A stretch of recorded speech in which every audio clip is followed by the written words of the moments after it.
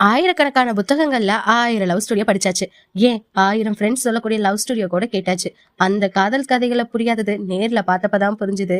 காதல் இப்படியெல்லாம் கூட இருக்குமான்னு சொல்லிட்டு ஃபர்ஸ்ட் டைம் நான் ஒரு ரியாலிட்டி கப்பலை மீட் பண்ணேன். அவங்கள்ட்ட நான் தெரிஞ்சுக்கிட்ட விஷயம் அதிகமான கேரிங், அதை விட அதிகமா சண்டை கூட, பொசசிவ்னஸ் சொல்லவே முடியாத அளவுக்கு.